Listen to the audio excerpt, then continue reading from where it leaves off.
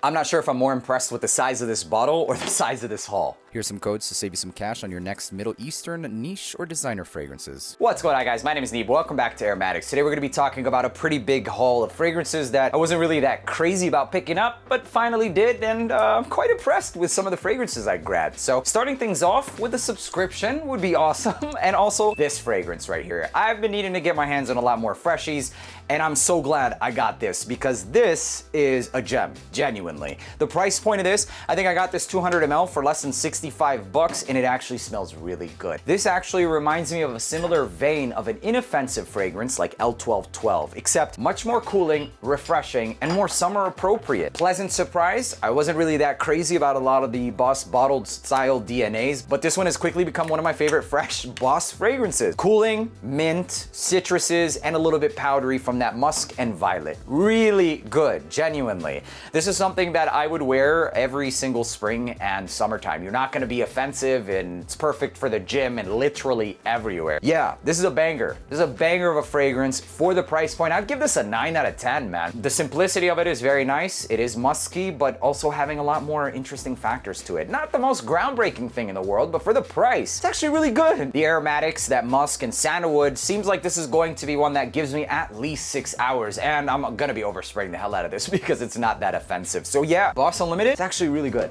Really freaking good. And I was actually leaning towards this one more than like the other cool or tonic or whatever. Because of those aromatics, I'm used to more aromatic freshies to last a little bit longer, and I'm almost certain that this definitely will. If you like L1212 by Lacoste, you should definitely check this one out. A little bit sweeter than L1212, but I like sweet, so no problem there. Moving on to the next one, this is Mont Blanc Ultra Blue, or Explorer Ultra Blue. Very different. I genuinely was not expecting this scent profile. I get a few different accords from this. That's kind of unusual for most designers, let alone a cheapie. It doesn't smell like anything groundbreaking, but the scent profile for this price range is a little unusual. I get this peppery marine ambergris combination with something fruity at the top, mostly smelling like kiwi.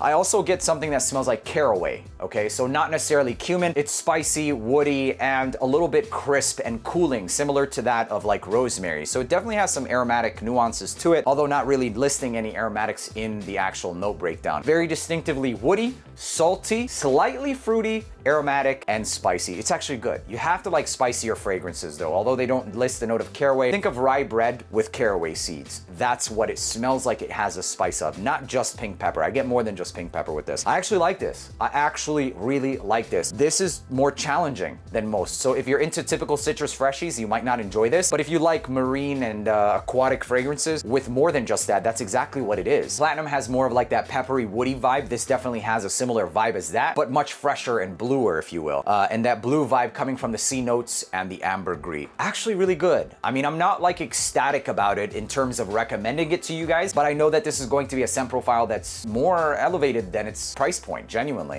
Peppery, fruity, ambergris, salty. It's different, and it's actually really good. And I actually really like this. I saw a couple of similarities and differences on Fragrantica to like Polo Blue, Costa Azzurra, etc. And I think it does lean closer to like Costa Azzurra. If you like those marine, aromatic, peppery, citrus fragrances, then you're going to dig this one. It's definitely more peppery and aromatic than most of your citrus freshies for sure. I like it. I like it a lot, actually. Personal enjoyment factor, I think this is getting like an 8.5 out of 10 right now. And I'm not used to rating cheapies that high for scent complexity. I rated this that high because of its enjoyment and simplicity. But this, it's actually pretty high. It's actually pretty high and arguably a great value. This is a great value. So depending on how well it performs, etc., let me know down in the comments if you actually own this fragrance, and if you do, tell us how you get performance, etc. But if you like those different, kind of seeming like less Western style freshies, more towards the French or Italian side, then you're probably going to like this as well. Next fragrance is Mont Blanc Red. And what this basically smells like is an aromatic blood orange peppery centric fragrance. That's it. Like, it's got a lot of cedar wood. So obviously it's riding on this lighter style of woods. It's still relatively fresh. The woods of this fragrance doesn't necessarily go any ambery or anything too dark or rich. It's light, it's bright, pencil shavings quality or pencil shavings-esque, just giving you a texture comparison or a texture relation, along with this aromatic and tea-like clary sage with a little bit of sweetness coming from that tonka bean. This doesn't smell like anything new, but it actually smells pretty strong. off the top, genuinely. And like I said, aromatic freshies are usually ones that last longer. So there's the classification that I generally like in most freshies in this fragrance: woody, aromatic, citrus, and peppery, basically. And in fact, this reminds me, and I think it's the correlation, the red color correlation, of fragrances like Polo Red Parfum. I'm not saying it smells anything like that. Polo Red Parfum actually has an absinthe note, which utilizes much more of this crisp and tonic water style vibe, whereas this one doesn't necessarily go as crisp and refreshing. It goes more towards the darker and woody side of things. I see a few comparisons to D&GK, and I don't think that that's really that close to that. This is much fresher, and I actually like this one a little bit more. So I am looking forward to rocking this. It smells like nothing brand new per se, and obviously I used that reference of Polo Red Parfum just to give you an idea, but for the most part, this doesn't really smell like anything groundbreaking. It's just cedar, a little bit of sage, and some freshness at the top. Still really good. For the price point, there really isn't anything that's this mass appealing. I think it's personally gonna get compliments, and it's also going to last for a long time. This smells like something that wears pretty heavily, and not in a sense of like not being fresh, and that would be kind of a right speculation because of the fact that this is 78% alcohol, leaving 22% to be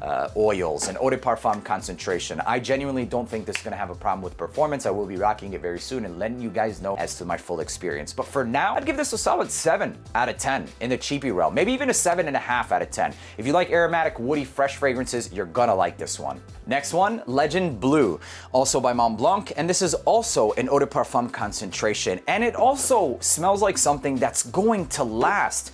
This isn't really anything that's gonna appeal to the younger crowd, I don't think, because of the fact that it has some classical style DNA, but it smells really good, and I think the younger crowd will actually appreciate this on the dry down. So initially you get this hefty dose of a minty lavender that kind of comes off a little bit like foamy, basically, and also an ambroxan, a hefty dose of ambroxan. There's a slight bit of what seems like to me a musk or a slight sweetness undertone, and I think it's just the whole lavender recreating that foam vibe, giving me that musk feel. As it starts to tone down though, the fragrance gets much better. The oak moss, the sandalwood, ambroxan, and that mint are what really remain prominent. So in a sense, it gives you this blue vibe, the whole lavender style, so it makes sense why they called it the blue, obviously. But this is one that gets better as it dries down. If you like minty but also more mature and fresh, you're going to like this one. Aromatic, barbershoppy, woody, and fresh at the same time. And very specific note of mint that really livens things up. And I think if it wasn't for the mint, it would go overall too foamy and shaving cream-like. But this is one that you should absolutely wear because I sprayed this on skin,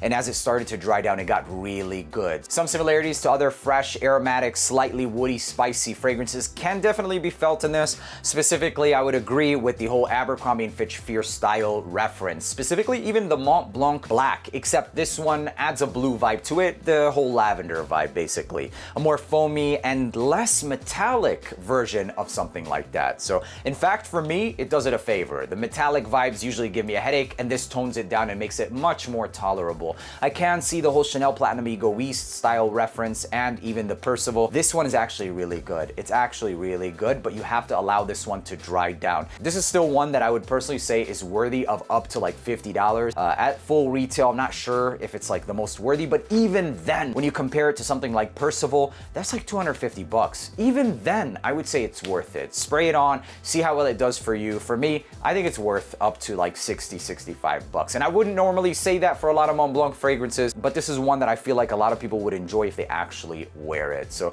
I'm not necessarily saying that you're not gonna find these in discounters because they're probably going to. And at the lower price of around 35 bucks, these are definitely worth grabbing if you like that Percival Fierce DNA for sure. I didn't necessarily say the same thing for the red because it's a little bit simpler than that. It's tea, it's aromatic, it's fresh, and in that realm, there's a lot of fragrances just like that. Ultra Blue, I didn't specify that either because it can be considered a little bit polarizing to most people. Although it's a cheaper fragrance, it's very more so specific than even this blue. Next one, I'm ashamed of myself for not getting this sooner.